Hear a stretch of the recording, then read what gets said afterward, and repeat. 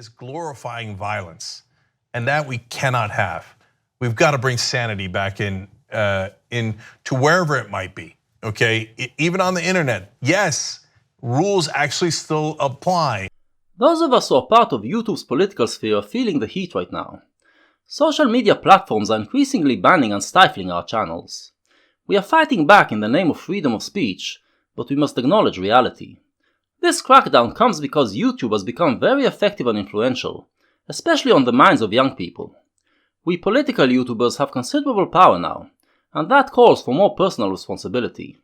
We need to be more smart and careful with our speech, and we should also call out channels that are espousing dangerous ideas, which might lead to bad actions.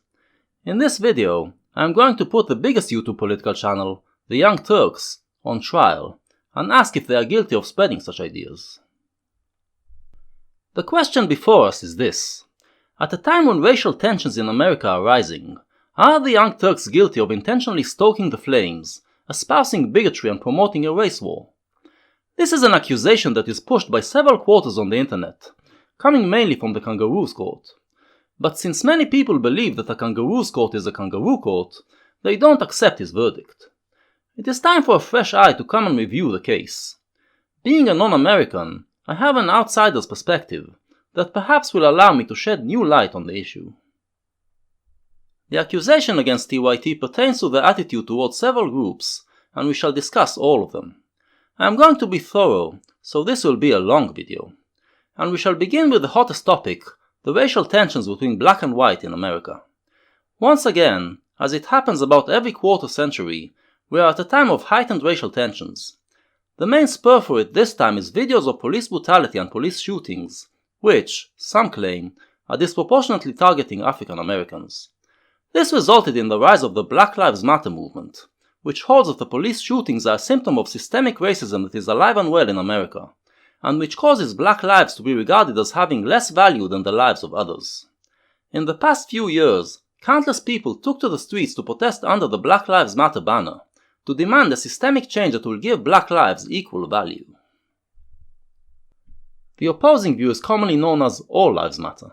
Unlike BLM, this is not a movement, but an approach to the problem that criticizes the Black Lives Matter narrative. According to ALM, systemic racism is practically over in America, and racism is also no longer endemic to American culture. The problems that black Americans experience are mainly the result of socioeconomic reasons, not racial ones. It is undeniable that some of these socioeconomic problems are the result of past racism, but not of current racism. So dwelling on the racism issue is not conducive to solving them. We should rather accept that today we all believe that everyone's life has the same value, and work together to solve the problems. So saying that white people think black lives don't matter, as BLM does, actually has a detrimental effect. It focuses the attention on a problem that does not exist, instead of dealing with the real problems. And it divides us, when we should be united in the struggle to find solutions. These are the two approaches, and there should be a dialogue between them to try to find common ground. They should realize that they both have the same goal, and try to overcome their differences. Instead, we are seeing many, on both sides, strawmanning and vilifying one another, and drowning the voices of those who are honestly trying to have a debate. TYT is one of the loudest voices in media today, and in this video we will analyze the role that they are playing in this culture war. The moment when we felt the racial tensions igniting again was the shooting of Trayvon Martin, back in February 2012. Martin, a 17-year-old black guy, was walking in his neighborhood when he aroused the suspicion of George Zimmerman, a volunteer neighborhood watchman.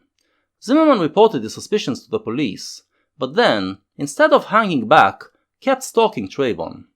Martin confronted him, and it came to a violent altercation in which Martin slammed Zimmerman's head against the pavement, and Zimmerman retaliated by fatally shooting him.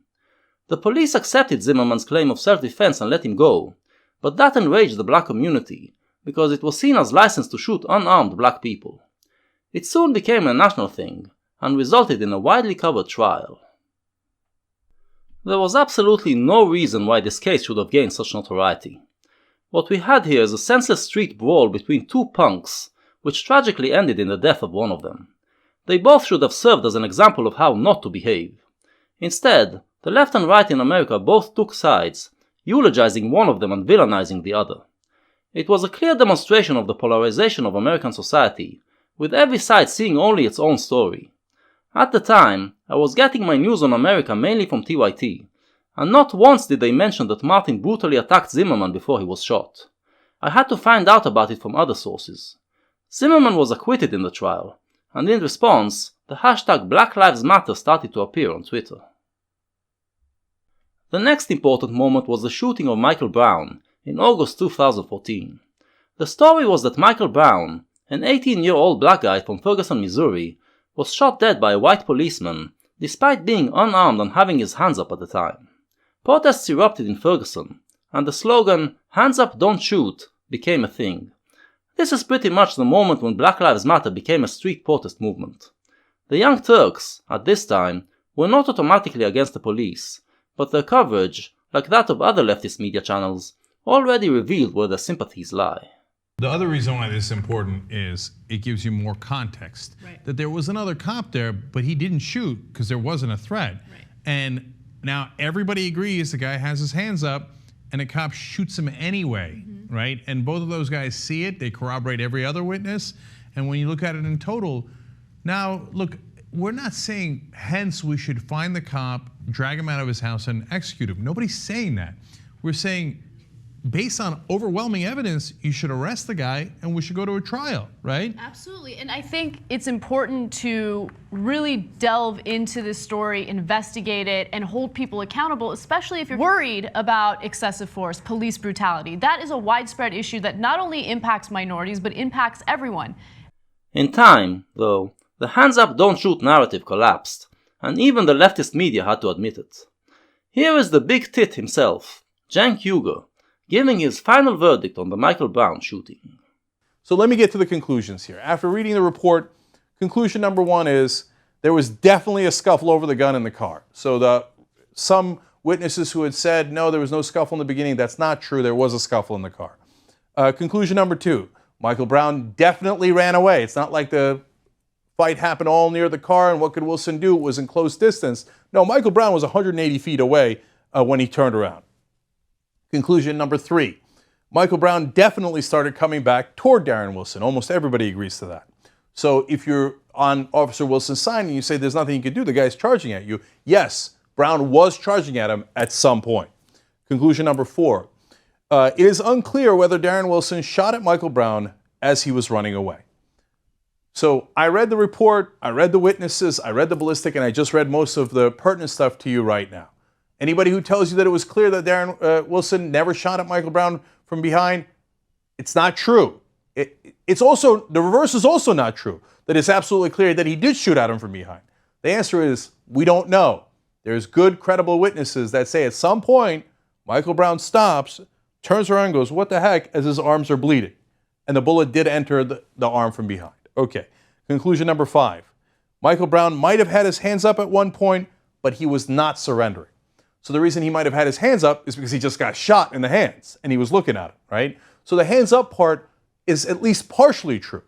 But it's misleading to say hands up, don't shoot, because when his hands were up, he might have already been shot. He never said don't shoot, and he did charge towards Wilson. And then finally, conclusion number six. This is my analysis of it. Obviously, you can draw any conclusion you like. But Darren Wilson could have been charged, but he almost certainly would not have been convicted.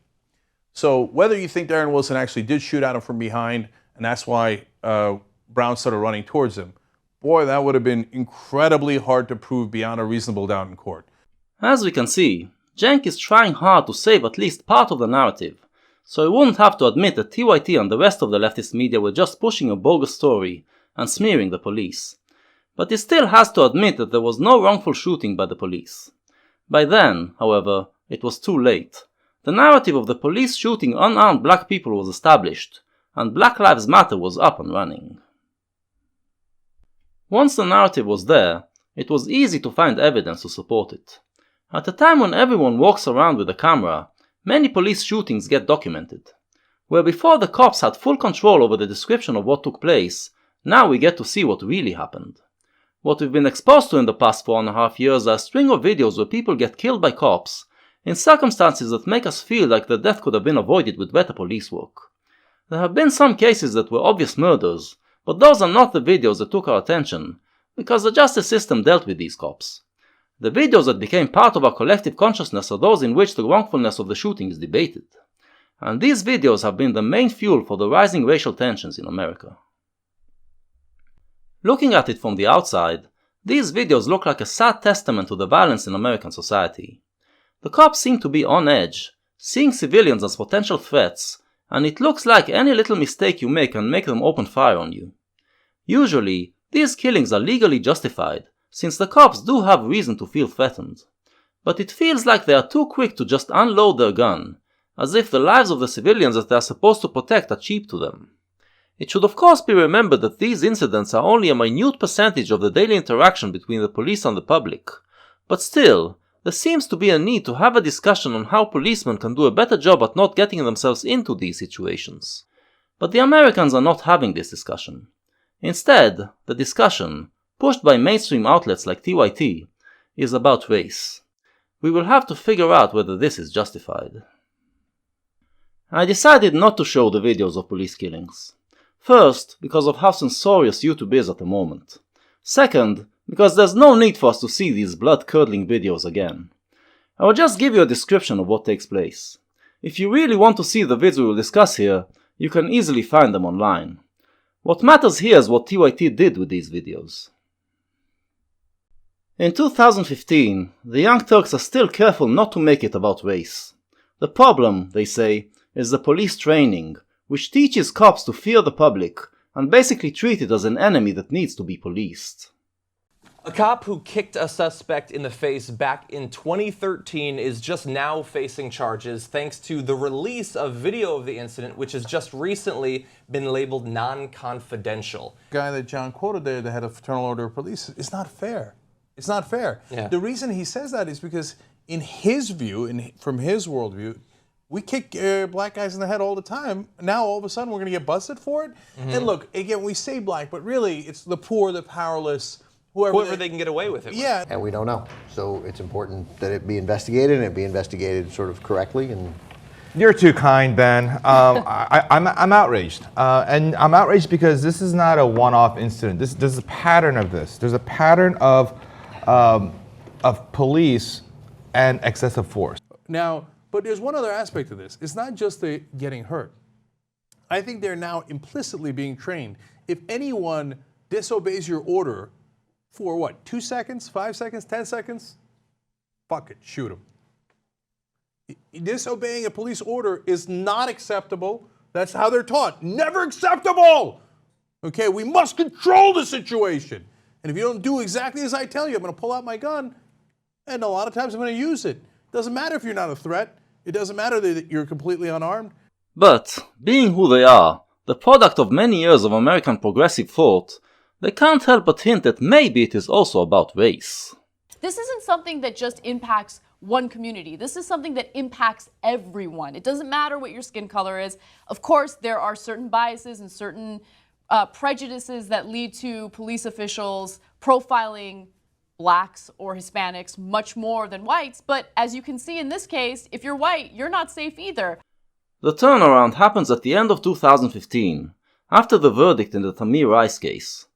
Tamir Rice was a 12-year-old black kid who was playing with a toy gun in a playground, on his own, and got reported by a concerned citizen who wasn't sure if the gun was real.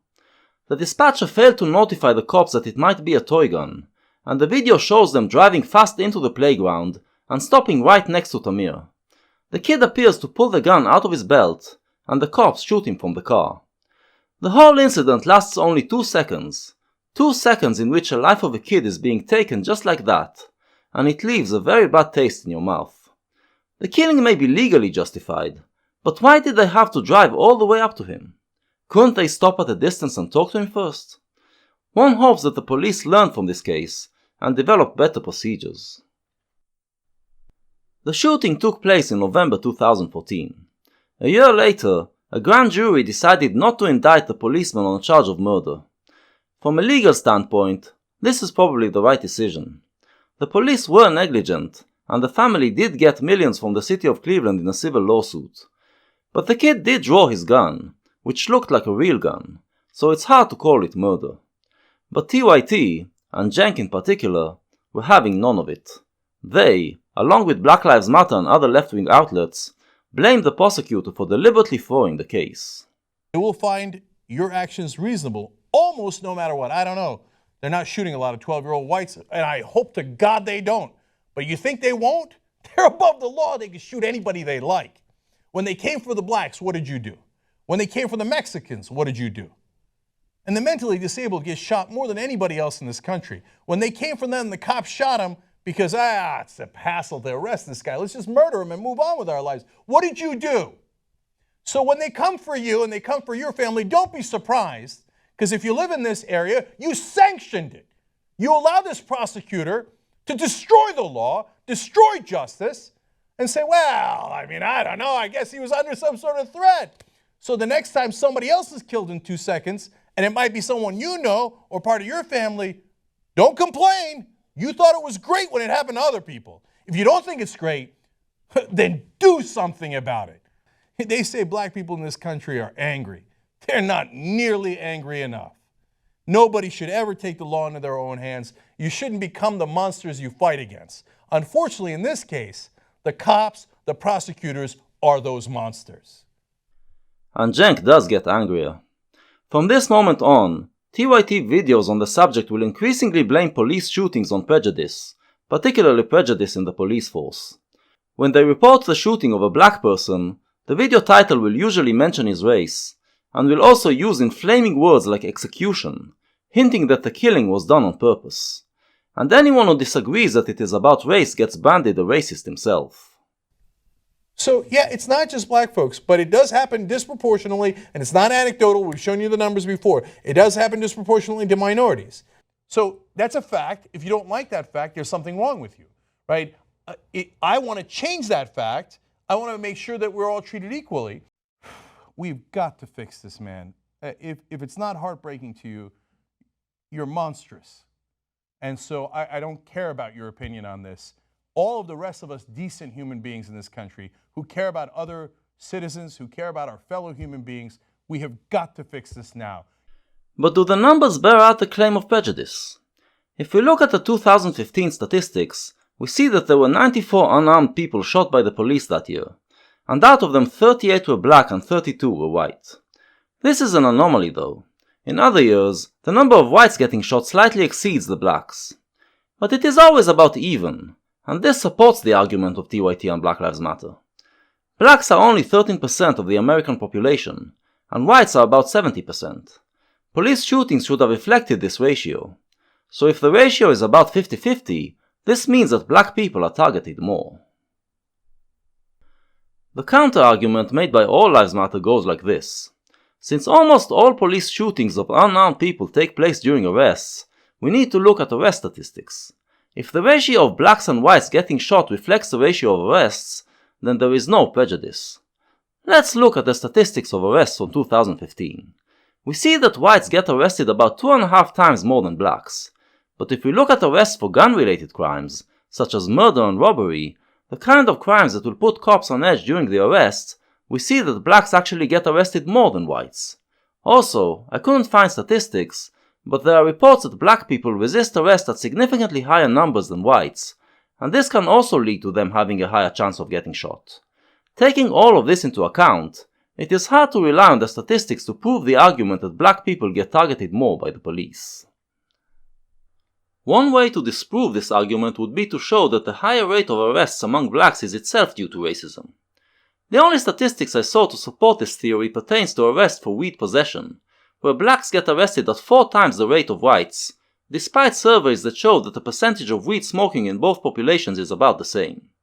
But this statistic is not enough to support the argument. When it comes to crimes like murder and robbery, the police perform arrests based on profiles of the perpetrators, profiles that include skin color. If blacks get arrested more for those crimes, it is because they commit them more. And the weed thing can also be logically explained by reasons other than race. For instance, that the greater presence of police in black neighborhoods, due to the higher crime rate, leads to a higher rate of drug arrests. Another argument that can be made is that the higher crime rate among blacks is due to the worse socioeconomic conditions. But if you are making this argument, then you are already ceding to the All Lives Matter position. You are admitting that the reason is not racism, but other things. Those things may also include racism of the past, but to corroborate the BLM position, it is not enough to blame racism of the past. You have to show that there is racism today. Now, there are some numbers that show that poor black neighborhoods get worse treatment from the government and the industry than other neighborhoods, but not enough to convince me that it is due to racism. Governments and industries will usually not want to throw money at places that are considered broken, regardless of race. So this again leads to the ALM solution. In order to solve the problem, you have to take a holistic approach, in which you work on the problems in the black community as well as giving it outside assistance. There are other counters to the ALM argument, which we shall get to later. But what we already see is that the issue is complicated, the statistical evidence is inconclusive, and the discussion around it should be done seriously and honestly. So, how do the Young Turks counter the All Lives Matter arguments? They don't. Instead, as usual, they strawman their opponents. As we said, there are some people on the right who are strawmanning Black Lives Matter, and claim that it is a racist movement that thinks Black lives matter more than others. This is an argument that is easy to counter, so TYT just take the easy way out and act as if this is the only argument that the All Lives Matter people are making. So apparently a lot of people are confused. Why do they say Black Lives Matter? I can't tell you the number of people who've said to me, all lives matter. Why should it be only Black lives that matter? No, you knuckleheads. That's not what Black Lives Matter means. It doesn't mean only Black Lives Matter. No, it means that Black lives historically and today have not mattered. And since they have not mattered to America, we're now asking you, please, notice that Black lives matter as well. Look, I don't know if this analogy is a fair analogy, but you tell me what you think. It's the equivalent of me having a terrible cavity and knowing I need to get a root canal, and then going to the dentist and telling the dentist, you know what? I am not going to tell you which tooth it is because all my teeth matter. And therefore, you must treat all my teeth equal. No, Anna. It's the equivalent of you going to the dentist because you have a toothache, and the dentist explaining to you that this could be caused by several things and suggesting to x-ray your entire mouth, and you then blaming that dentist of hating your teeth, and going to another dentist who will tell you what you want to hear and treat only the aching tooth. Well, if that first dentist was right, then no amount of treatment will help, and you will continue to ache, just because you were too proud to listen to a second opinion. The situation got even worse in the first week of July 2016, when, in the span of 24 hours, 3 separate events happened in different parts of the country. One was the shooting of Alton Sterling, another unarmed black man, in Louisiana. Then came the shooting of Philando Castile in Minnesota. And then came the Dallas shooting, where, during a Black Lives Matter protest, a lone black gunman shot and killed 5 police officers who were securing the event. The racial tensions escalated even further, and so did the TYT rhetoric. The most significant event, from the perspective of the Black Lives Matter narrative, was the heartbreaking death of Philando Castile. Philando Castile was a 32-year-old black man from Minnesota who was driving home with his girlfriend when his car got pulled over by the police because he resembled a suspect in a robbery. The dashcam footage shows that as he speaks to the officer, Castile informs him that he is in possession of a gun. The cop then warns him not to reach for it, but Castile apparently puts his hand in his pocket anyway, presumably to pull out the license for the weapon. The cop yells at him twice not to reach for it, and then shoots him 7 times at point-blank range, killing him almost instantly. The whole thing lasts 5 seconds. What is scary about this video is that you realize that this can easily happen to you. Yes, you are supposed to obey the cop and keep your hands on the wheel, but it is an instinctive move to put your hand in your pocket to pull out whatever it is you're talking about. The fact that you can so quickly lose your life for such a mistake, and at the hands of the police that is supposed to protect you, is harrowing. On the other hand, I can't honestly say, with 100% certainty, that if I was in the cop's place I wouldn't also get spooked and start shooting. And that is why it is so tragic. The dashcam footage actually came out only a year later, after the trial. Back in July 2016 we didn't have the footage, but we had the gist of the story, and that made Cenk angrier. Especially angrier at those who deny that racism is involved. What we're trying to tell you is, for a lot of white people, and you saw it immediately on social media yesterday and today. Oh, there's no racism, there's no racism, don't accuse me of being racist. No, listen, guys, just calm down for a second. We're not accusing you of being racist. We're telling you that there's an unconscious bias, and it's proven in every study. So cops are trained, and they show, in video simulators, they show a white guy and a black guy. Cops not having anything to do with race, they just think that they're being trained, shoot the black guy more often, and they shoot him quicker. In this period, this is Cenk's favorite argument. There is no overt racism, but there is an unconscious bias in the American psyche, which is why black lives don't matter to cops as much as white lives. To examine this argument, let's move forward a couple of months, to the shooting of Terrence Crutcher. Crutcher was a 40-year-old black man from Oklahoma, whose car got stuck in the middle of the road. The police arrived, but for some reason, Crutcher would not obey their orders. Instead, he behaved in a suspicious way, walked towards his vehicle and appeared to be reaching inside, prompting a policewoman to gun him down. Cenk was outraged. Okay, you're gonna tell me that if that's a blonde woman in the middle of the street with a stalled car, they're gonna shoot her when she's got her hands up?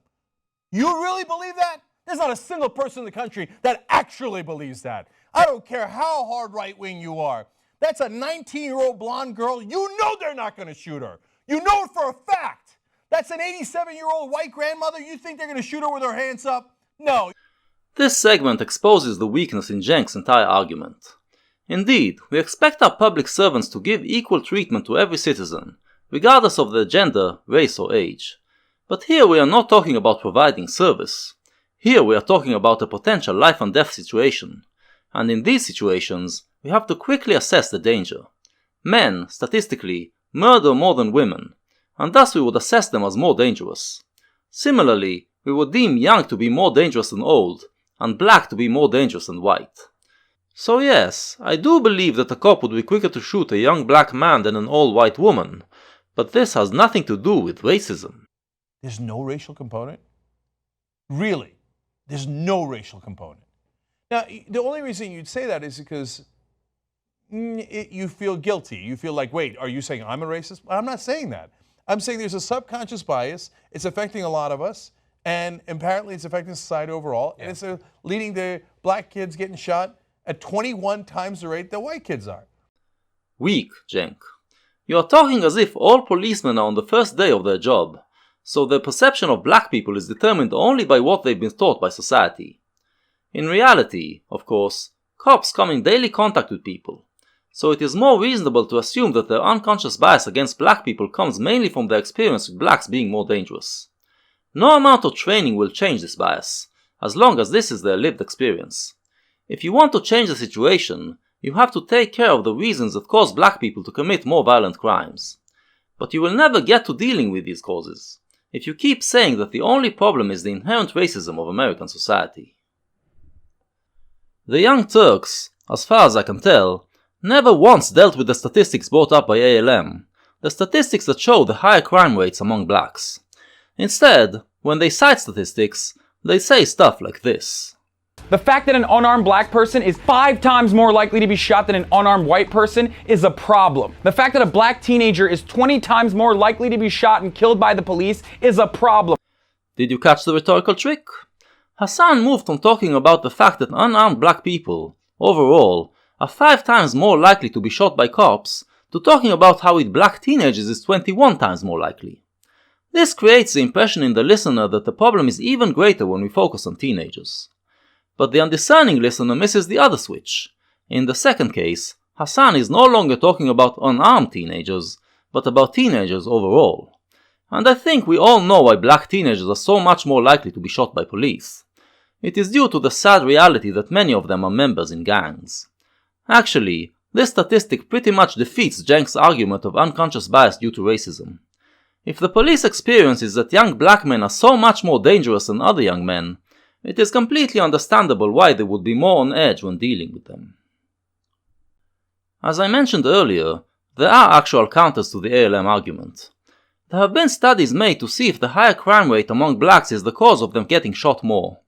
The researchers checked the correlation between police shootings and factors like the crime rate in the neighborhood, or the sort of crime that the victim was arrested for. They found that there is no correlation, and concluded that there is indeed an implicit bias against blacks. But, again, that still does not prove racism. If blacks commit more crimes, then I would expect to find an implicit bias against them, and nothing can be done to change it. If you want to make things better, you have to focus on the things that can be changed. This works with other races as well. For instance, it is common knowledge that mass shooters are usually white. This would lead the police to suspect whites more of being mass shooters, and I think that this is partly what played out in the case of the Daniel Shaver shooting, arguably the worst police shooting video we've seen so far. Daniel Shaver was a 26-year-old white man from Texas, who was staying in a hotel on a business trip. Shaver was a pest control worker, and carried a gun to kill birds. At some point he pointed the gun out of the hotel window, and someone called the police on a suspected mass shooter. When the police arrive, they stop Shaver in the hallway, and the officer yells at him and gives him a set of confusing orders. When he fails to understand, the cop threatens to shoot him. The terrified man starts begging for his life, only to receive more abuse and threats. Eventually, the frightened and confused Shaver moves his arm in a suspicious way, and gets immediately laced with bullets. We got to see the video only a year later, in late 2017, after the murder trial. The cop was fired from the police, but in the trial he was acquitted. Again justifiably from the point of view of the law, but not from the point of view of your basic sense of justice. I dread to think what would have happened on the streets of America if the victim in this case was black. Here is how the Young Turks reacted to it. Jesus So Christ. it's like they were playing Simon Says with the guy. I don't understand. Jesus Christ. Why doesn't the cop walk over and put the cuffs on Just the guy? put the cuffs on him. Walk over and put Walk over and put the fucking cuffs on him. What are you waiting for? Why you got to make him go through a monkey bars? Why are you doing that? I'm going to give you clear directions. No, you didn't. Put your hands down, put your hands up, put your hands down, put your hands Now up. crawl. Now crawl. What are you doing? Go over there and put the fucking cuffs on him. Jesus Christ, they murdered that guy. And he got off. He got off. Yeah, pretty much my feelings after I watched that video. I show you this because I don't want to make it seem like TYT care only when black people get shot. They react with equal outrage when the police shoot white people. The problem is how they then frame those shootings. Well, look, now we all know how it feels to be black in this country. And they felt that for hundreds of years, and now we're all feeling it. What does this mean, Cenk? Are you implying that in the past police were shooting only blacks, and now it's spread to include non-blacks as well? Because it's not like there has been an increase in police shootings, or a rise in the percentage of whites that are being shot. This is just you being caught up in your own narrative. Instead of realizing that maybe this should make you re-examine your entire premise, you just find a way to work even this killing into your narrative. As I was doing research for this video, going back and watching the TYT videos about police shootings, the discrepancy was just screaming louder and louder in my ears. They actually report on many cases of whites being shot by police, but none of these cases ever register with them. Every time they report such a case, they treat it as an anomaly, one white victim in a sea of black victims. And then they never mention it again, while Tamir Rice and Philando Castile get brought up again and again. But if you disregard their rhetoric and just look at the stories that they are reporting, there's no clear evidence of bias against blacks. In fact, remember this? That's a 19-year-old blonde girl. You know they're not going to shoot her. You know it for a fact. Do I? Now, 3 people with knowledge of the incident told the Star Tribune that the responding officers pulled into the alley behind Damon's home. The woman, who was wearing pajamas, approached the driver's side door and was talking to the driver. The officer in the passenger seat shot Damon through the driver's side door, the 3 people told the newspaper. So we don't know what prompted them to do that. What we do know is that she is not a violent person, she did not have a gun, and she was the person who called the cops to report a possible assault in the alley. This looks like a young blonde woman to me, and shot under much more dubious circumstances than some of the black victims you've been raging about. That's an 87-year-old white grandmother. You think they're going to shoot her with her hands up? No. You sure about that? So apparently a woman had called the cops because her son was posing a threat. She said that he was outside the home and she believed that he had a weapon. But she warned the 911 operator, look, my mother is old. She just suffered a stroke. She's already very stressed out. Please keep that in mind when the police arrive. And guess what the police did when they arrived? They decided to violently beat her and handcuff her.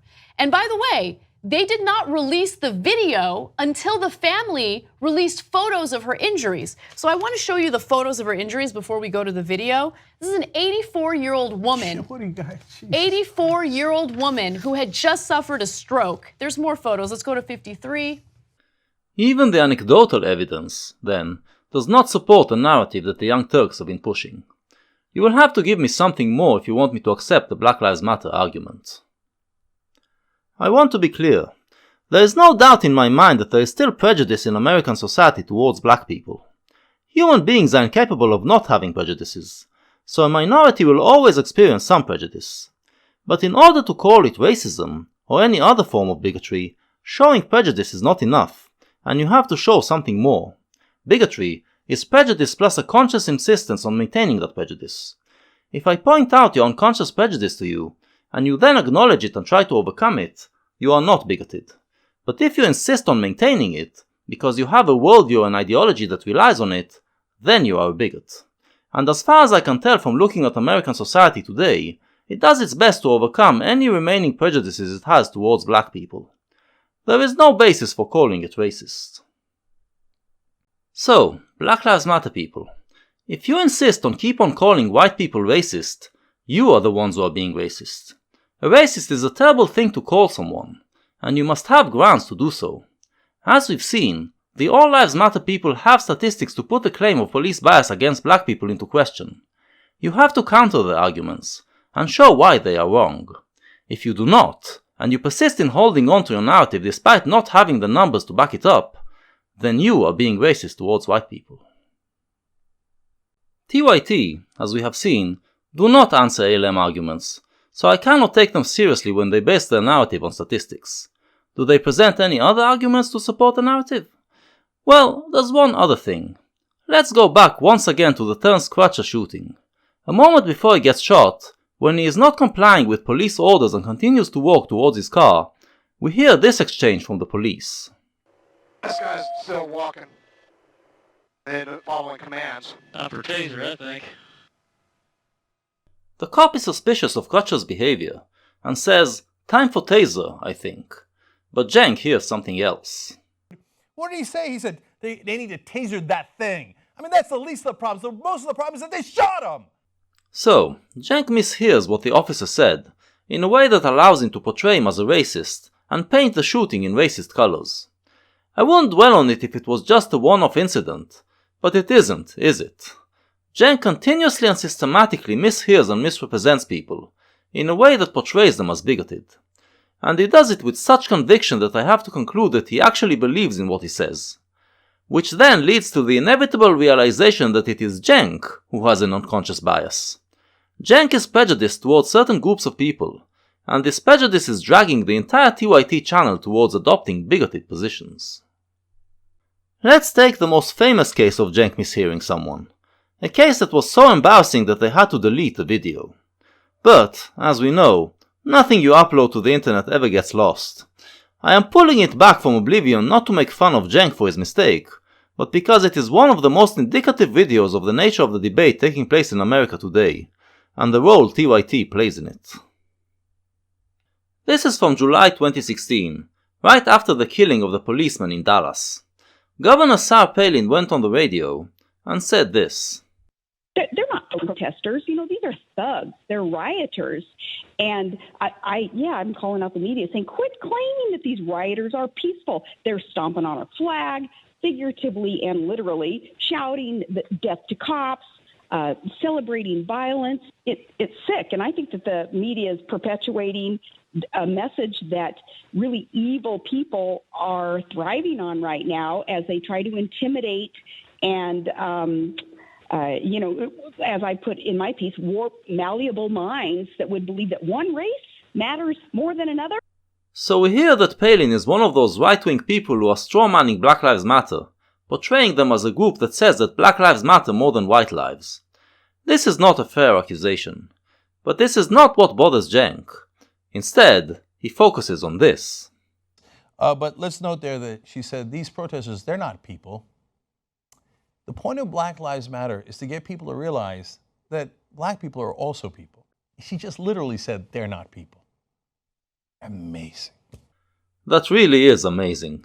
It is amazing that a political commentator, who has lived in America since childhood, would think that it is possible that A, an American politician would say that blacks are not people, and B, that she would be allowed to go on.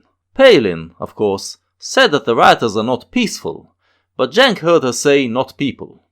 It is indeed hard to understand Palin at times, but anyone with any common sense who would have misheard Palin as saying people would have realized that they heard it wrong.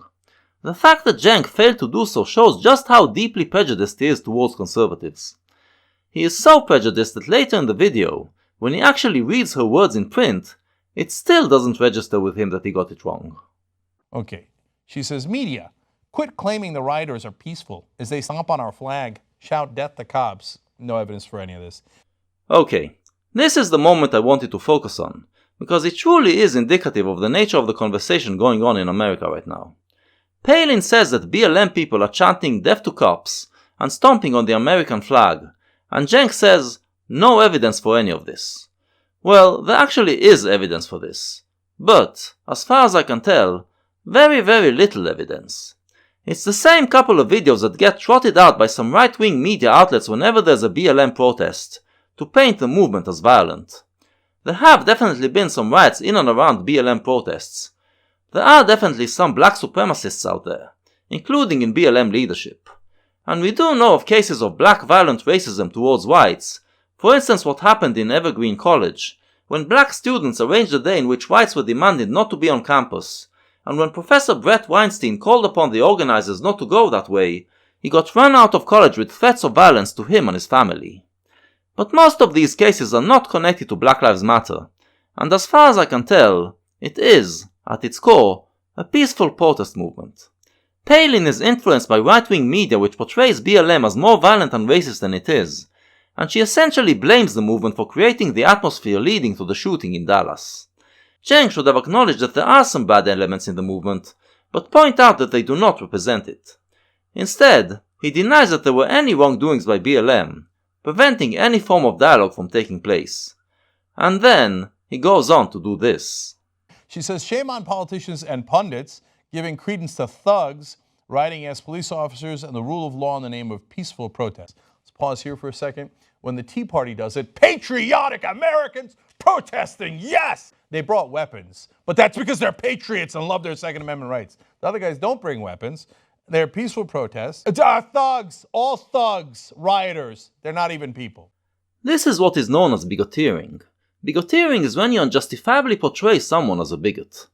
In the case of some people, like Cenk, bigoteering is actually a form of prejudice, in which you tend to see certain types of people as bigots. Palin wasn't saying that all BLM protesters are thugs. She was talking specifically about the rioters, and blaming the media for not talking about this side of the BLM movement. As we just saw, the media person Cenk totally denies that this side of the movement even exists, so there's at least some truth to Palin's accusations. But Cenk, with his prejudice against conservatives, heard her say that it is all BLM protesters. This is something that often happens to Cenk. When he gets taken over by his anger, he starts portraying his rivals as bigots. It's like his brain goes into automatic mode and stops thinking, and just falls back on its prejudice to create a straw man. Cliven Bundy does violence. Okay, we say that's wrong. But since we're rational human beings, we go, hey, the guys that were part of the Bundy Ranch and that took over a federal building, armed, pointed guns at cops, etc., they are wrong. Since we're not irrational, we don't say all white people are wrong, because that'd be preposterous. We don't say all white people aren't people. So now he takes it a step further, and implies that Palin didn't just say that all BLM people are thugs, but all black people. Moreover, this segment tells us something more about Cenk. Note how he identifies the right wing with white people, and the left with non-whites. And this is not the only time he's done so. It appears that for him, the political divide in America is a racial divide, and he perceives himself as being in the midst of a race war.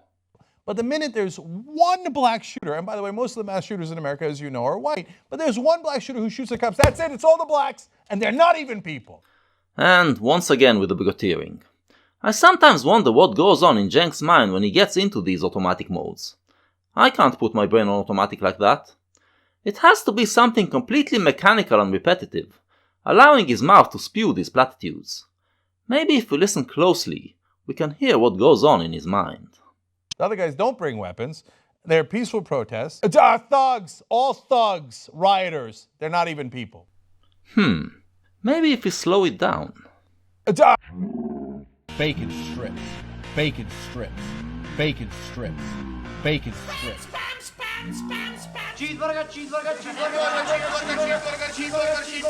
Even people. Yeah, that's what I thought. Who would do that? Who would categorize an entire group of people, entire group of protesters with the actions of one lone madman? A person who thinks they're all the same, you know, those non-people. There is no excuse for this. This is a smear job of Sarah Palin, and this would never happen to Cenk if he wasn't prejudiced against conservatives. Who would do that? Who would think that it is possible in America for a politician to go on the radio and say that blacks are not people? A person who thinks that American conservatives are racists. And this prejudice in Cenk's mind is also what colors his perception of the police shootings, making him an unreliable media source on this issue. On the other hand, the way TYT is treating Black Lives Matter is what I shall call angelizing. Angelizing is the opposite of demonizing, but it is just as bigoted. It is a refusal to see a certain group of people as flawed human beings, a denial that they are capable of any wrongdoings. If TYT truly want to help Black Lives Matter, they should treat the movement critically. Instead, they provide it with blanket protection against any criticism. I mean, when we look at Black Lives Matter and people go, oh, that's a hate group, oh, it's terrible. All they're saying is, we're human, stop killing us, we bleed, we're just like you. Oh, but they are saying a little bit more than that. In 2016, many BLM leaders got together and drafted a radical platform for the movement, which essentially demands of America to become a socialist country. From what I know about TYT's positions, I don't think that they agree with many of the demands made in this platform. If they care this much about the problem of blacks being killed by police, they should criticize BLM and call on them not to go in this direction. Instead, they portray them as a movement that just wants police reform. I believe that TYT are aware of the bad sides of BLM, but made the decision never to mention them. Why? Because they believe that they are a lone media voice speaking for the movement, fighting against the mainstream media that is for the establishment and against Black Lives Matter. In reality, of course, TYT are the mainstream. There are many left-wing media outlets in America, and TYT are one of the main players. Especially among young people, the ones who are protesting and getting into altercations with the police, and many of whom get their news solely from TYT. The Young Turks are now the establishment, and they should act accordingly. They have a responsibility to present all sides of the debate. But Cenk talks like they are still rebel headquarters, sitting in that small studio they had in 2006, providing a voice for the voiceless. And he is also blind to how much his channel is a mirror image of those right-wing channels he hates so much. So we don't say go to war against them like Joe Walsh does. We don't say, hey, we say don't blame white people. We say don't blame all cops. We say we got to fix the justice system. We got to fix the police training. We emphasize that all the time. The minute they have an opportunity, they're jumping. Blame the Black Lives Matter. Blame Jesse Jackson. Blame all the protesters. Blame black people. Really, Cenk? You don't blame other people when a cop shoots someone? Okay, let's leave this subject. All that we've discussed until now happened during the Obama years. After Trump got elected, TYT, along with most leftist media, became a lot more paranoid and escalated the rhetoric. In mid-2017, the cop who shot Philanto Castile was fired from the police, but acquitted in the murder trial. Again, the verdict leaves a bad taste, but reasonable from a legal standpoint.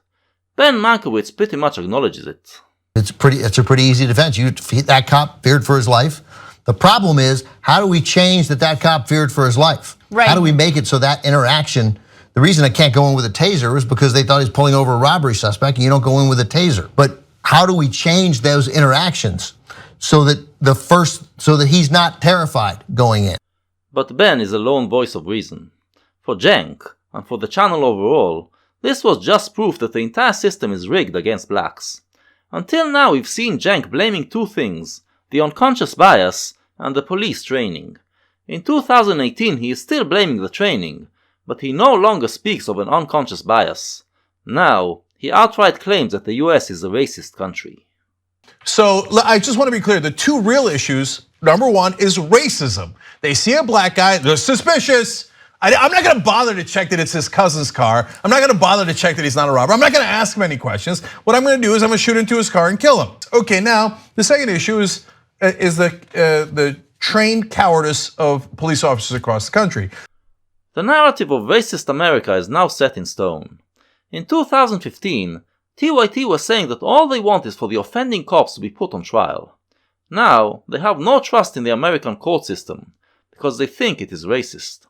Even when cops do get convicted for shooting blacks, it doesn't affect its resolution, but just gets described as an anomaly.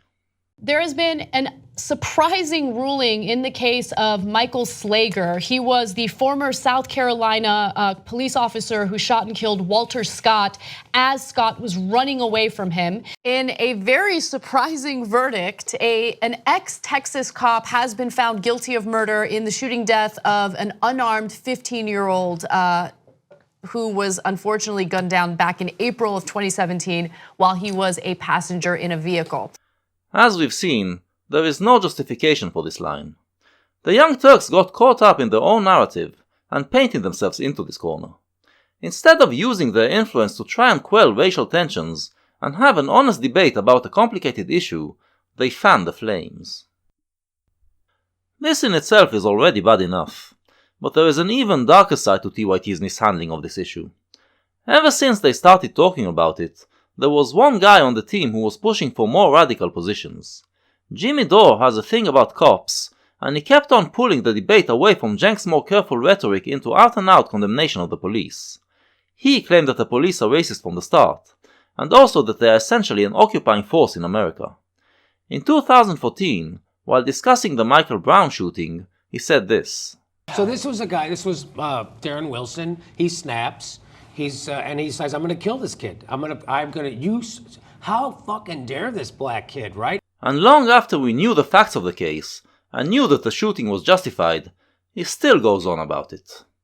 The guy who killed Darren Wilson got off. The guy who killed Mike Brown, unarmed, shot him from 148 feet away. He was unarmed, shot him from 148 feet away. Nothing happened. In mid-2015, TYT covered a video in which two policemen decide to arrest a pregnant black woman, for really spurious reasons. The surprised woman becomes hysterical and resists arrest, and ends up falling on the ground on a pregnant belly. Jimmy had this to say. Again, this is the culture of America. We're in a police state. Police get to do whatever they want, even though it's illegal. We all know that she does not have to give her name. The cop already said it wasn't a crime, yet they fucking brutalize her anyway, and the city defends them, and everybody's okay with it because they're cops, and she's black. She's lying on her stomach, and with the parts that's getting everybody, she's screaming, lying on her stomach. Yeah. So what do you do in that situation if you're there? If you're a person and you see these cops, you see these cops brutalizing. Quoted as saying, like, they're the ones who are supposed to be helping me, but who is supposed to help me when they are attacking me? I imagine that I would have been like, I feel like I would have, I mean, first of all, I want to go up to her and I want to say, like, take a deep breath. You're going to be okay. You're going to be okay. And I'm saying to the cops, could you just give her a moment? They would crack you in the head and so fast. Right, they'd hit me with like, don't approach this. They wouldn't want you to come close. They wouldn't want me to come close. No, they would get away, and if you don't get away, they're going to crack your head too. So what do you do in that situation? You just have to walk away and let an agent of the state brutalize a pregnant woman. You take out your phone, you record it, but you know, it was already recorded. So you just, what if they started punching her? Right, then so you just let it go? I don't know, what would you do? At what point do you step in? What point do you step in? I would open my trunk and get a tire iron, and then call my dad. Essentially, Jimmy is calling for violent resistance. He says it in jest, but you ought to be careful about such jokes. Here's a TYT fan called Gavin Long, who made a response to this TYT video. This is what he had to say. 2 men, 1 woman. Both of the men have weapons, and they're slamming her to the ground. And by the city defending the cops, they are legally defending tyranny. This is the definition. Legally and literally defending tyranny. And you know, when it comes to tyranny with me, rebellion is a responsibility. Evidently, Gavin doesn't know basic concepts of law, and doesn't understand that cops do have a legal right to touch a woman when they arrest her, and defending that is not tyranny. There are many people out there who are ignorant about this stuff, and a political channel like TYT should aspire to educate them. Instead, they affirm his rage. Jimmy Dore said that he would get a tire iron, but for Gavin, that's not enough. I'm not sitting and watching. I don't know what I would do. And he says he'll get the tire iron. I don't know what I'll do. A year later came the Philando Castile shooting, and Jimmy Dore reacted to it on his own channel. They like to shoot. They like killing people. They like being brutal. That's why they're cops. I know that might shock people when I say that.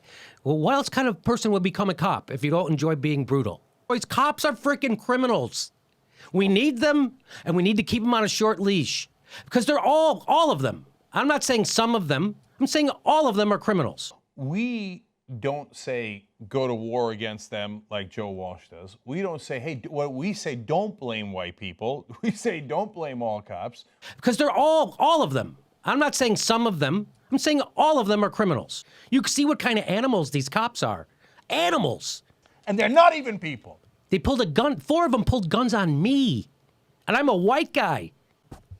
And this isn't the 1% of bad cops.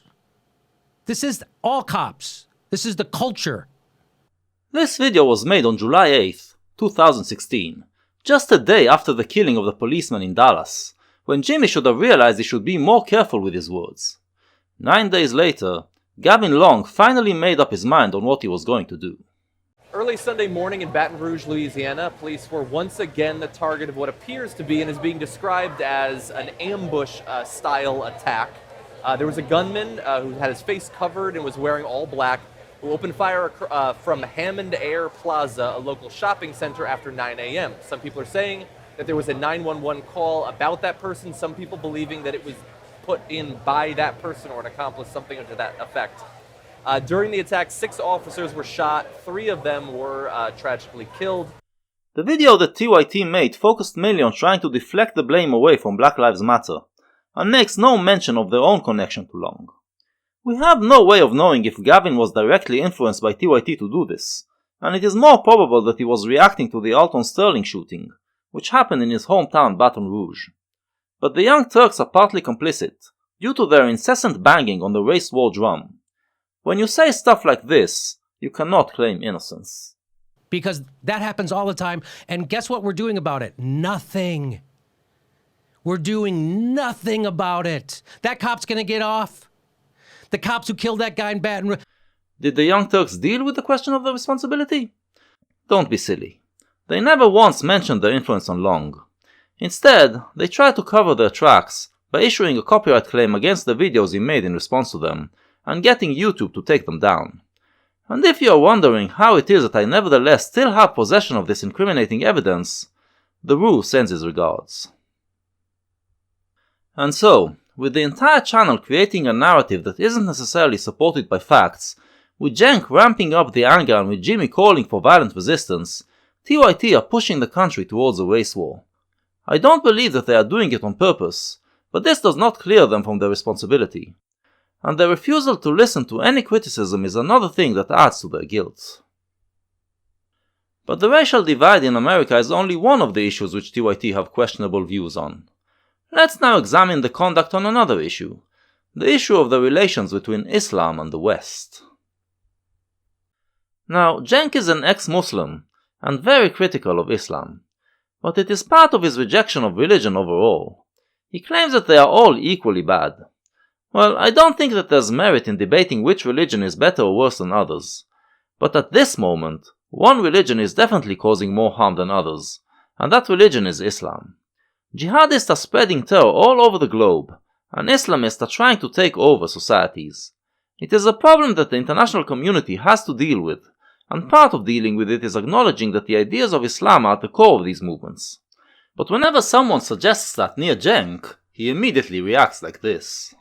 And Zudi, there's another problem that arises from your line of thought, which is, first of all, I think factually you're incorrect. You talk about Islam needs reformation, and it's a standard talking point that I hear, and it's 500 years behind. Well, no, Islam was, in many respects, in earlier empires, ahead of Europe. So it's not a simple matter of a timeline. And people make it seem like Christianity is hunky-dory and a wonderful reformation. The Holocaust was, 70 years ago? It seems like Christianity was monstrous just 70 years ago, way worse than Islam has ever been, than any religion has ever been. So if you took your point of view in 1942, you would say the Christians are the worst. The Christianists are the ones that are destroying the world. We must reform Christianity, which is so barbaric that it has just killed 13 million people. These Christians are the problem. Bullshit. There is no serious scholar who would say that what happened in Europe 70 years ago is the fault of Christianity. There were no Christianists at that time. What it is the fault of is actually Western philosophy. And Western philosophers have acknowledged it. They did not say that the world wars, the Holocaust, the gulags and the totalitarian regimes are just accidents that have nothing to do with European culture, but acknowledged that all of these atrocities were symptoms of a disease in the European spirit, driven by its philosophy.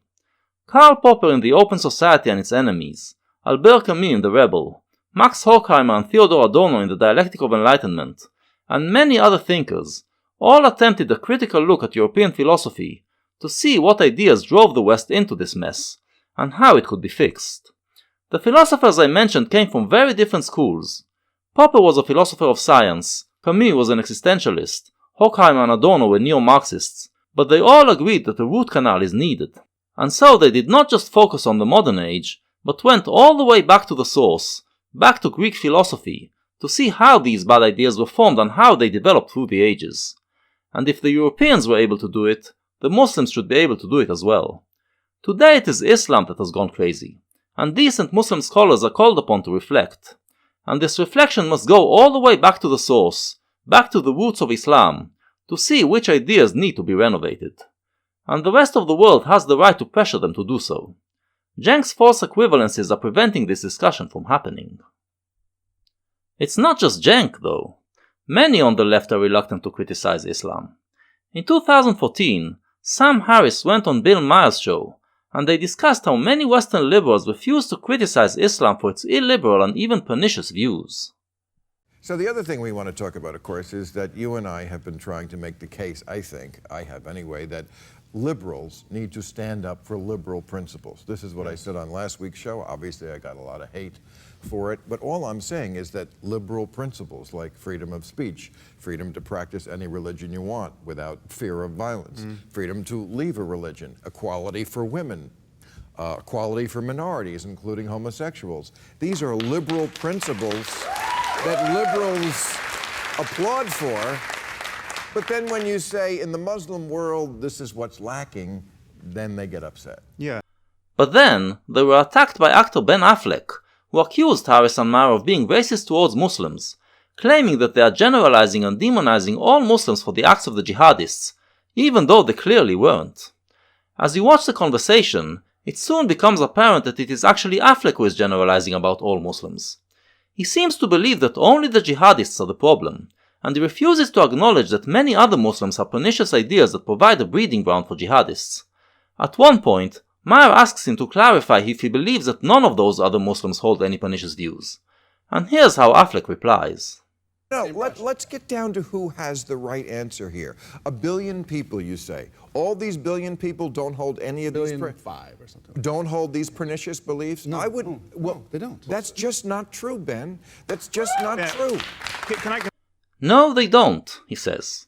In other words, Affleck is claiming that with the exception of jihadists, 1.5 billion Muslims don't hold any pernicious views. This is what I earlier called angelizing, and it is a form of bigotry. Affleck is essentially dehumanizing Muslim people, refusing to regard them as flawed humans. If it was just Affleck, I would dismiss it, but in the days that followed, many people on the left came out in his favor, exposing a serious problem on the left. Angelizing isn't that much better than demonizing. We can't have a conversation with Muslims, a conversation that is crucial right now, if we don't see them as humans. Humans who are flawed, but who are also endowed with the ability to reform their ways. People like Ben Affleck are hampering our ability to have this conversation. How did Cenk react to this debate? Well, it was another classic Cenk moment.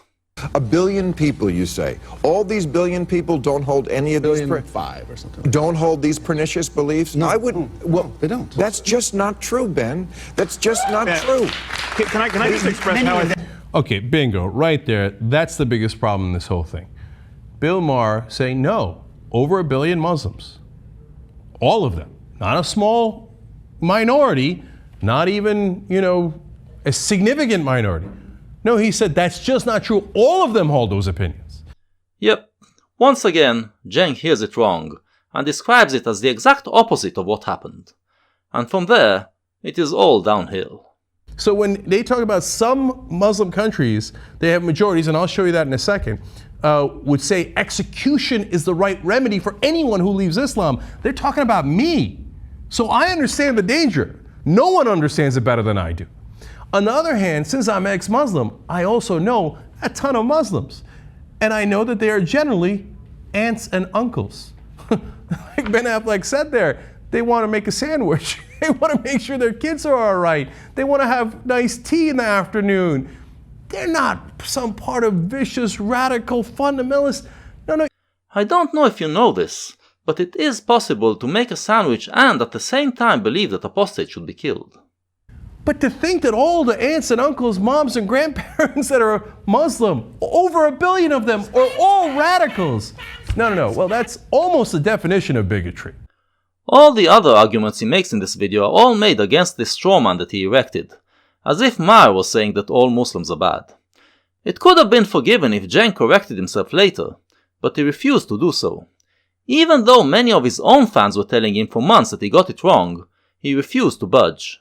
And to this day, he still accuses Maher and Harris of being bigoted against Muslims. This was an eye-opening moment for me, and for many others. I always knew that Cenk is systematically mishearing and strawmanning his political opponents, but I am used to seeing many people on the American left and right strawmanning each other. So I thought Cenk was just part of the dialogue of the deaf that is going on in America. But here, he did it to liberals, and in time I realized that for him, it is not about their political views. It is about what ethnicity they belong to. As we've heard him say, he believes that he, as someone who came from the Muslim community, can see the humanity of Muslim people, whereas Maher and Harris cannot. He didn't say it, but they cannot because they are white people. Just like with the Black Lives Matter issue, Cenk's covering of the Islam issue is colored by his perception that white people are bigots. This video is getting long, so I decided not to expand on the Muslim issue. Enough has been said about it. Basically, it is very similar to what we have seen with the race issue. TYT videos on this issue bigoteer white people, cite only convenient statistics, emphasize white terrorism while downplaying Muslim terrorism, claim that all the media is biased against Muslims so they must present a counter, and so on. Here, too, they hinder a very important debate that needs to take place. So, we've talked about blacks, and we've talked about Muslims. Is there someone else? Is there another case in which the Young Turks play a negative role in inflaming tensions and hate between ethnic groups? Yes, there is one more group that we need to talk about, in relation to how TYT, and Cenk in particular, cover it. Let's talk about Jews. The Young Turks, naturally, are very much against anti-Semitism. They are very quick to attack it when it comes from the right. But from a left-wing organization, I would expect to direct their criticism mainly against the anti-Semitism of the left. Are the Young Turks doing that? Let's find out, beginning with a recent video. Shortly after the shooting in Pittsburgh, when extreme right-wingers shot Jews in a synagogue, Jewish conservative Ben Shapiro said this. But to Jews worldwide, and to Jews more deeply over time, the clear answer to which of these types of anti-Semitism is most threatening is not the white supremacist threat. Okay, the real answer is institutionalized left-wing anti-Semitism, which works in combination with radical Islamic anti-Semitism at a high level. Cenk wasn't impressed. And now let's get to the absurdity. So What left-wing anti-Semitism? Cenk, then, is denying that left-wing antisemitism even exists. Okay, so what is this? And then to say that there is left-wing anti-Semitism connected to radical jihadist anti-Semitism? Yeah. What on God's green earth are you talking about? That's just nothing but garbage, total lies. Name one leftist who's connected to radical jihadists. So Cenk wants us to point to anti-Semites on the left, who are in cahoots with radical jihadists. Let's help him find one, shall we? A Swedish newspaper had reported that Israel was killing Palestinians back in the 1990s to harvest organs from them. And now that seems like a wild charge, and it sounds like a conspiracy. And, you know, I probably would have been a little skeptical of it myself. The Israelis were outraged, shocked, and chagrined. And, of course, they said that is anti-Semitic. How could you possibly say that about Israelis? It's terrible, and it's not just about Israelis, it's about all Jews, and you're an anti-Semite. Here's the problem. Turns out it's fairly true, and they just admit it. What Cenk is talking about here is a story that happened in a forensic institute in Israel. One thing this institute handles is organ harvesting. That is, removing organs from dead bodies and sending them to hospitals to be transplanted in living bodies.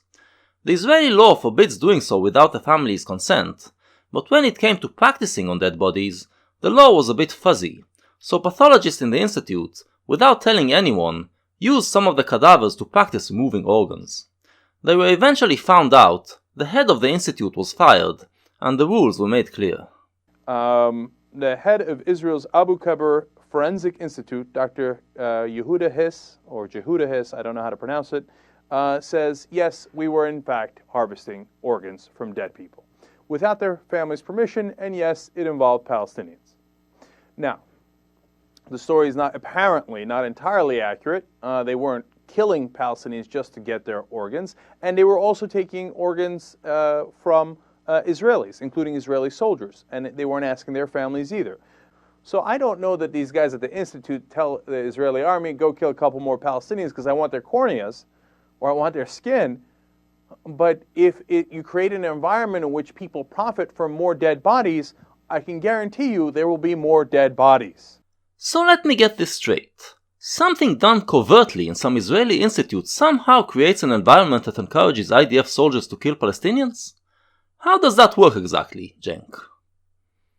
Cenk wanted us to show him antisemitism on the left. Here we have an anti-Semitic article that falsely blames Israel of intentionally killing Palestinians to harvest their organs. And what does Cenk do about it? Instead of pointing out that the anti-Semitic part of the article is not corroborated by the evidence, he somehow finds a way to justify the article. Rather than calling out left-wing antisemitism, he affirms it. I am not saying that he is an anti-Semite himself, but once again we see... Hey, they're killing the Palestinians to harvest their organs. Well, look, if they're making money off of this, and that's obviously part of the reason that they're doing it, I would imagine a very large part of the reason. Oh. Sorry, my blood froze there for a moment. Where did this come from? This wasn't in the original story. If you know anything about antisemitism, you know exactly where that came from. This is the modern version of the anti-Semitic blood libels. In the past, Jews were accused of kidnapping Christian children, killing them and using their blood for ritual. The modern version is that Jews are killing Gentiles and harvesting their organs to sell on the black market. This libel is quite common in the Muslim world, and Cenk, who grew up in this world, apparently has it in his subconscious, and here he just blurts it out. There is no other way to explain it. Even if you thought that the organs were harvested for transplants, you must know that a forensic institute doesn't do it in order to sell them, but in order to send them to hospitals. The fact that Cenk's mind would go there, that he would think that it is possible that the organs are to be sold, exposes his unconscious antisemitism. Let's hope to God that they learn their lesson from this and that it doesn't happen again. Are you not merciful? This is an old video, from 2009. This was the first time I realized Cenk has this problem. Back then I was cutting him some slack, seeing how he comes from a Muslim background. His antisemitism is on the level of prejudice, not bigotry, and I was hoping that he would grow out of it. Has he? Let's take a look at newer videos. We talked about how Israel treats Muslims. How about how it treats that other group of people which TYT regards as a protected species?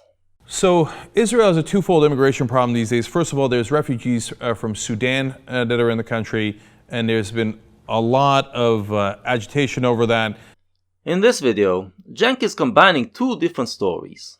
One is about how the Israeli population treats illegal immigrants from Africa.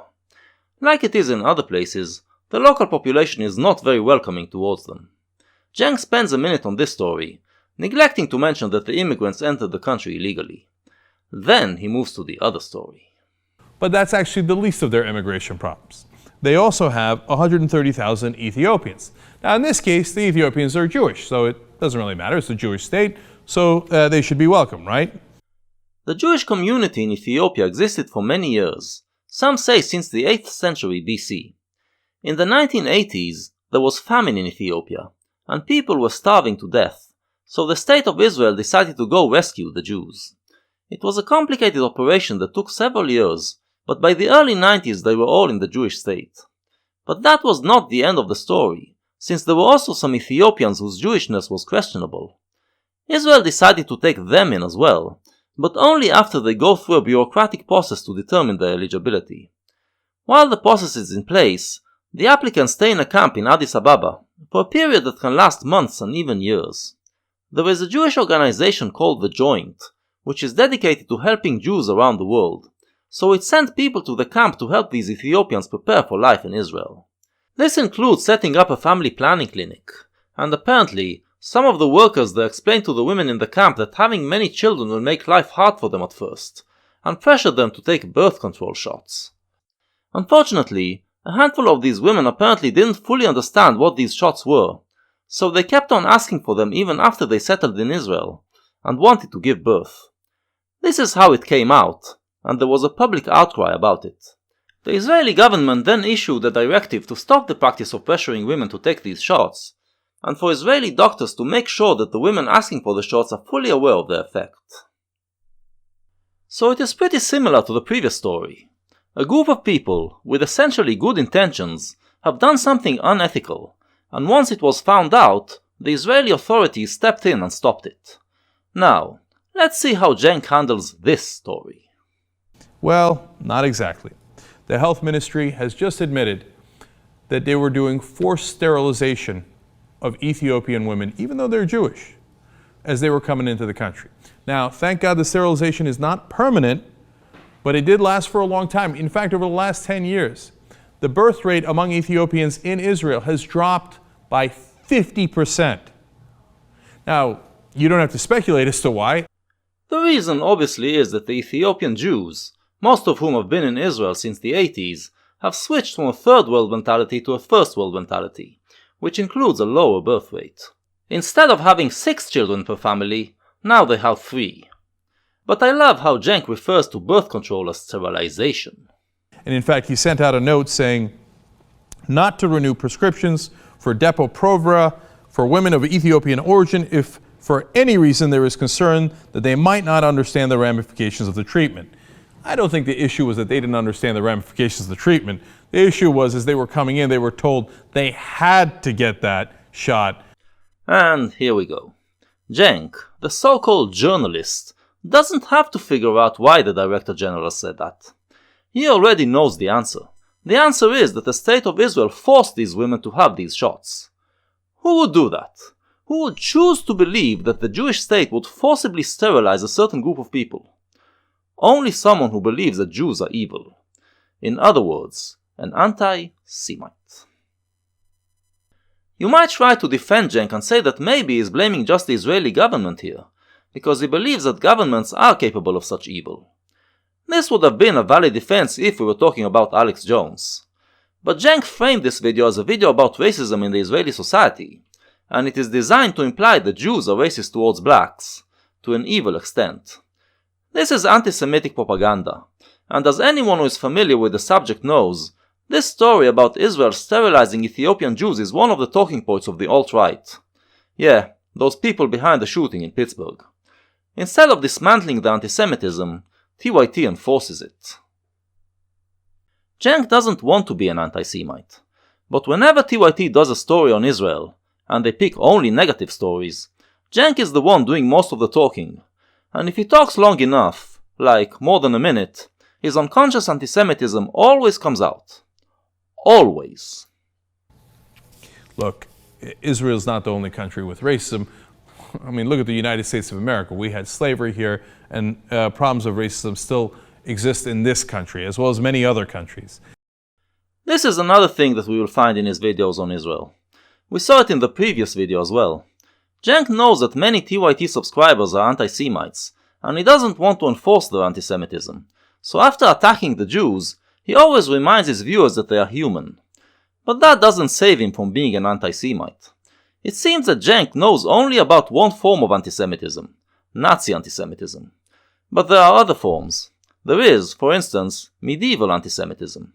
The Christians and Muslims portrayed the Jews as wretched and evil, but at the same time they also believed that they could be saved, if they converted to the right religion. So the idea was that you should tolerate and love the Jews, even though they are evil. But when you continuously demonize a group of people, you can't fully control it. The Christian and Muslim populations usually accepted this formula and tolerated the Jew, but there were times in which they needed a scapegoat, and then it was always those evil Jews who had to be banished or massacred. The anti-Semitism of the Nazis could not have prospered if it wasn't for the ground laid for it by centuries of this other form of anti-Semitism. Cenk is doing something similar. After twisting some news story to portray Israeli Jews as evil, he reminds his listeners that they can be reformed. Cenk is asking his audience to love the Jews, but at the same time he demonizes Jews and steals Jew hate. This cannot end well. Again, I don't believe he does it consciously, but he is incapable of overcoming his anti-Semitic prejudice, and the reason for it is that he is in the regressive left camp, where his views never get challenged. In recent years, TYT have aligned themselves with the social justice movement, which is a cesspool of rabid anti-Semitism. The main reason for it is that regressive leftists see Israel as the strong and Palestinians as the weak, so they take the Palestinian side in the conflict. And when they see Israel as an evil power, they are easily susceptible to believing anti-Semitic libels. Cenk's views on the Israeli-Palestinian conflict are actually moderate, compared to other regressive leftists. He believes in a two-state solution, and his proposed solution is close to that of the Israeli left, falling somewhere in the middle between the position of the current right-wing Israeli government and that of the Palestinian government. When I say Palestinian government, I mean the government of the West Bank, which is headed by the secular Fatah movement. But there is another force out there. Hamas, the jihadist Palestinian organization, opposes the two-state solution. When the peace process began in the 90s, Hamas deployed numerous suicide bombers in order to destroy it. So anyone who believes in the two-state solution should recognize Hamas as their enemy. In 2005, the Palestinian people stupidly elected Hamas to be their leader, and Hamas immediately formed its own police force, murdered its Fatah rivals, and took full dictatorial control over Gaza. Fatah, with the help of Israel, managed to defeat Hamas in the West Bank and maintain control there. The Hamas government of Gaza annulled the agreements that the previous Fatah government signed with Israel, and went back to the old Palestinian rhetoric about wiping Israel off the map.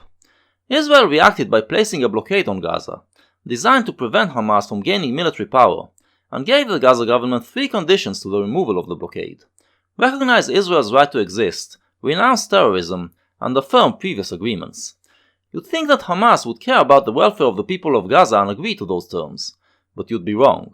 They have shown that their jihadist ideology is more important than anything, and for more than a decade they let the Gazans suffer while holding to it. Instead, they are trying to use terrorism to make life miserable for Israelis, and thus get Israel to remove the blockade without complying with its conditions. So far, Israel managed to thwart all of their attempts, and always find a counter to them. So the stalemate remains. Now, if Cenk truly believes in the two-state solution, he should be in favor of the Gaza government complying with Israel's conditions. This will both end the blockade and affirm the two-state solution. What are his views on Hamas? Well, here's a video from July 2014, in which Hamas leader Khaled Mash'al was asked if they would recognize Israel's right to exist. I'm ready to coexist with the Jews. It's one thing to say you want to coexist with the Jews, it's another thing you want to coexist with the state of Israel. Do you want to coexist with the state of Israel? Do you want to do you want to recognize Israel as a Jewish state? No. I said I do not want to live with a state of occupiers. I do coexist with other I'm religions. assuming they're no longer occupiers. At that point, do you want to coexist and recognize their right to exist as they would recognize your right to exist? When we have a Palestinian state, then the Palestinian state will decide on its policies. Mash'al provides the usual Hamas doublespeak. He says that they fight to end the occupation, and he knows that undiscerning viewers think that he is only talking about the so-called occupied territories. But when Hamas says occupation, they talk about the state of Israel as well. The interviewer does a good job of not letting him get away with it, so Mash'al reverts to "we will decide when we have a state." In other words, first Israel has to give the Palestinians everything that they want, give them power to really disrupt life within Israel, and then the Palestinians will decide if they agree to let Israel exist. The reason it's untenable is because Hamas has this point in their negotiations, in their non-existent so-called negotiations with Israel, that they will not agree to say that Israel has the right to exist. Only in the final peace deal will they give the concession that they think, okay, Israel exists. The world's worst negotiating strategy, if you ask me. But so when Charlie Rose asks him, okay, do you think Israel exists? Well, either he's got to say, no, I don't think they should exist, which sounds ridiculous, right? Or he's got to give away his main bargaining chip at the negotiation table and go, yeah, they have a right to exist. Oh, damn it, now we got nothing. Once again, Cenk mishears. Mash'al didn't say that they will agree to it in the final deal. He said that after the deal is signed, and the Palestinians get their state, then they will decide if they agree to coexist peacefully with Israel. Cenk makes it sound as if Hamas not recognizing Israel is just a tactic in the negotiation, not their ideological stance. This is wrong on many levels. First of all, Hamas does not negotiate with Israel, because it doesn't recognize it as a valid entity. But even if it did, Cenk should not see it as a legitimate negotiating tactic. The reason Israel withdrew from Gaza and the West Bank, and gave the Palestinians self-rule there, is that the Palestinian Fatah government already recognized Israel's right to exist. If Israel agrees to let the Palestinians renege on it, then there would be no value to any agreement signed in the future. Once the Palestinians get what they want, they will just elect new governments that will follow the precedent and announce that they are backing away from the agreement. Cenk's point that they can't say it because they will have nothing left to bargain with is bullshit, and he knows it. He covered many years of negotiations between Israel and Fatah that happened after Fatah recognized Israel's right to exist. So Cenk is opposed to Hamas, but portrays it as an organization that wants peace, not as the jihadist group that it is. On the same month, he made a video suggesting to the Palestinian people what he thinks they should do. Yesterday I did a segment on what Israel should do. Now I want to talk to the Palestinians. So I have said in every single instance that we've discussed this, that the violence on the side of Hamas, firing rockets, killing civilians, is wrong, it's immoral, but also it's stupid and counterproductive. Oh, wonderful. Are you going to suggest that instead they put pressure on the Gaza government to agree to Israel's 3 conditions and get the blockade lifted? And if you're in the Gaza Strip, keep trying to walk across the border. They're not going to let you do it, I know. So do it day in, day out. If the entire Gaza Strip has to be arrested and beaten, do it again and again. And at some point, as Martin Luther King won, and Mahatma Gandhi won, and Nelson Mandela won, you will win your freedom. So, instead of complying with Israel's reasonable conditions, which are in line with the 2-state solution that you claim to support, you suggest that the Palestinian people sacrifice themselves to help Hamas achieve its jihadi agenda? That is brilliant, Cenk. You are really making Martin Luther King proud. It took time, but in 2018, the Gaza government finally heeded the advice given to them by Cenk and other Western leftists, and started to send its own citizens to march on the border with Israel. Being who they are, they naturally also embedded their own people in the crowd, trying to use the civilian cover to carry out terrorist attacks. It is only a short way away from the border to the nearest Israeli villages, so if the border is breached, they will be in danger. In the past, when Palestinian terrorists managed to infiltrate an Israeli village, Entire families were murdered. Israel uses various methods to repel the attack, and so far managed to maintain the integrity of the border. The worst day came in May, on Israel's Independence Day, when tens of thousands of Palestinians marched on the border. At the end of the day, there were thousands of Palestinians who needed medical treatment, mostly for inhaling tear gas, but also many who were injured in the crossfire between Israeli soldiers and Hamas jihadists, including 62 dead Palestinians. Here is Salah al-Bardawil, a Hamas spokesman, breaking down the numbers. يقال أولاد الناس بروحوا بموتوا وحماس تجني الثمار. طب ما احنا تحيرنا. إذا كان الجولة الأخيرة استشهد 62 شهيد. نعم. منهم 50 شهيد من حماس. و12 شهيد من أبناء الناس. طب كيف يعني حماس تجني الثمار إذا دفعت هذا الثمن الباهظ؟ شو جنت؟ يعني 50 شهيد. هذه أرقام. أنا بقول لك رقم رسمي. 50 شهيد من حماس. This is probably a lie. It is hard to believe that in such a messy situation, IDF soldiers managed to get such an impressive score of 80% of the kills being terrorists. More reliable sources put the number between 60 and 70%. But no one in Gaza can question the Hamas government, so they can present any number that suits them. In this case, because they were being criticized for hiding behind civilians, they had to inflate the number of jihadists being killed. But, hold on, you might say. Doesn't that defeat the whole purpose? Isn't the idea to get Israel to kill many civilians, and thus portray it in a bad light? Well, yes, but Hamas have learned long ago that it doesn't matter what they say and what the facts are. Their mouthpieces in the West are still going to do their job. Well, the Palestinians decided that they were going to try to cross the border. There were some stone hurling, as you'll see in a video we're going to run for you in a little bit, involved in some rubber tires. And so was the Israeli response proportionate? Of course not, not with this right-wing government in place. So right now, I'm sad to report, at least 55 are dead. Of course, all Palestinians, no Israelis were even remotely close to being injured, and more than 2,700 wounded. Now imagine if the Palestinians had done a terrorist attack inside Israel and 55 were dead and 2,700 were wounded. It would be a colossal story and everybody would talk about the atrocious, horrific terrorism perpetrated by the Palestinians, and rightfully so. Or when Israel massacres Palestinians at the border, that's not called terrorism. So, no mention of the Hamas terrorists embedded in the crowd and attacking IDF soldiers with bullets and explosives, and no mention that most of the slain were Hamas. I get that Cenk did not have all the details yet, but not having the details didn't stop him from defining it as a massacre. Cenk doesn't need the details. His leftist belief that the Palestinians are the oppressed, plus his inherent belief that Jews are evil, lead him to believe that he already knows what took place.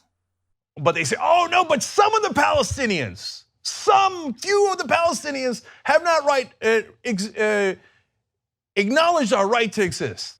Oh, you mean the Gaza government? The people behind this attack on the border? You exist! What difference does it make? That we want to continue to exist? And didn't you tell us in another video that it makes so much difference that if Hamas acquiesces to Israel's demand, they will have nothing left to bargain with? And you know exactly, and they have already told you that in the so-called peace negotiations that apparently under Netanyahu are never ever going to happen, they would of course say that you have a right to exist. Needless to say, Cenk pulled this out of his ass. Not only did Hamas not say this, but all of its spokesmen always make a point of making it very clear that they will never ever, under any circumstance, accept the existence of the State of Israel. Cenk says it because he wants it to be true. The Palestinians are the oppressed group, so they must be righteous. He cannot fathom that they actually believe in their jihadist ideology. And again, it is the right wing of Israel, it is not everyone in Israel. Unfortunately, though, that virus has taken hold inside of Israel, that the Palestinians are the enemy, they're all the enemy, and we must never stop the occupation. I hope that we can counter that. I believe and I have faith that we will. I believe that the left wing will, and the moderates both in Israel and America can rise up and rescue the situation, but right now it is dark. This is another thing that Cenk often does, to convince himself that he is not an anti-Semite. He claims that he is only opposed to the policies of the right-wing government of Israel. But when it comes to the issue of Gaza, there is not much difference between left and right in Israel. Even the most left-wing Israelis recognize Hamas as a mortal enemy. The Palestinian public, on the other hand, is split in its support for Hamas ideology. So if you really want to help solve the conflict, you should help Israel put pressure on Hamas. This will show the Palestinians that the jihad way will lead them nowhere, and help the moderates in their camp. Do you want to help solve the conflict, Cenk? Or are you just using it to affirm your anti-Semitic sentiments? They have no hope. What do you want them to do? We want them to accept the 3 conditions. Then the blockade will be lifted. Are you against these conditions, Cenk? Do you not think that the Hamas government should recognize the agreements that previous Palestinian governments signed? Do you think there's any point in signing any new agreements before we establish the principle that any future Palestinian government should recognize them? And if so, doesn't that entail that they should recognize Israel's right to exist, based on the agreement signed by the previous Palestinian government? And if they want Israel to stop its violence, i.e. lift the blockade, shouldn't they stop their violence and renounce terrorism? But Cenk doesn't even tell his audience that the Gazans have that option. He makes it seem like they are acting in this way because they have no other choice. All of this is bad enough, but on top of that there's the use of the word massacre, repeated several times in the video and spelled in all caps in the title. I searched for other times TYT used this word in their titles, and could find it only for 3 types of cases. For mass shootings done by white people, for terrorist attacks inside Turkey, and for Israeli military actions. The US, in the meantime, has been fighting another jihadist group, just as callous as Hamas, called ISIS. In the past 4 years, the coalition forces fighting this war killed more people than the overall number of Palestinians killed by Israel in all of the years since its inception, 70 years ago. In Israel's case, the majority of the Palestinians killed were terrorists and combatants. In the American case, they claim that over 70% of the dead are ISIS fighters, but seeing how the US and its NATO allies don't take nearly the amount of precaution measures that the IDF takes to spare human lives, the number is probably much lower. Some sources on the ground claim that it's closer to 20%. The Russians are also bombing in Syria, showing even less regard for civilian lives. And Saudi Arabia, in its fight against jihadists in Yemen, is even more unconscionable than that. TYT criticized these campaigns, but they never call them a massacre. This word is reserved for those bloodthirsty Jews. And this is what Ben Shapiro was talking about. Here we have a Western left-wing anti-Semite helping a jihadist group advance its agenda. First by lying to his audience about the nature and position of the Hamas movement. Then by lying about the nature and positions of Israel. And finally by lying about the facts on the ground. Those of us who are in the thick of things know that while most anti-Semitic violence is done by far-right people, the propaganda that fuels their hate is promulgated mainly by the left. Regressive leftists have sympathy for Muslims because they see them as an oppressed ethnic group. But once they get together, they find ideological common ground and form an alliance around their mutual hatred for Jews. Since the regressive see Israel as an oppressor and develop hate towards it, they rediscover the old anti-Semitic sentiments that Western culture tried to bury after the Holocaust. Then they are able and willing to believe that Jews are so evil that the Jewish state would institutionally kill people and sell their organs, or sterilize an ethnic group, or blockade people for no reason, or countless other libels that are being spread around. And then, they are also prepared to be apologists for jihadists. Cenk is actually just a mild version of this. There are many on the left who are much worse than him. The problem is, his anti-Semitic prejudice affects his videos, which are watched by millions of people. As a YouTuber, it makes me sad to say this, but I have to determine that of all the media outlets out there that are spreading anti-Semitic propaganda, the biggest one operating in the Western Hemisphere today is the Young Turks. Can TYT change their ways and rid themselves of these bigoted views? I hoped so in the past, but I don't believe in it anymore. Their self-righteousness, their strawmanning and demonizing of anyone they disagree with, their unwillingness to listen, their utter lack of self-reflection, and their smug arrogance make them impossible to reach. All I can do is judge, and I believe I have seen enough. I am ready to deliver my verdict. Cenk Uygur and the Young Turks, I find you guilty of adding to racial tensions in America and elsewhere, through biased reporting that is based on your preference to certain ethnicities instead of the truth. I find you guilty of advancing narratives that are not supported by facts. I find you guilty of cherry-picking only the stories and statistics that suit your narratives. I find you guilty of twisting the stories you do report on to fit your narratives. I find you guilty of systematically misrepresenting and strawmanning the views of your political opponents. I find you guilty of bigoteering white people, conservatives and Jews. I find you guilty of inciting hate towards policemen. I find you guilty of providing uncritical blanket protection to the groups you agree with. I find you guilty of dehumanizing blacks and Muslims.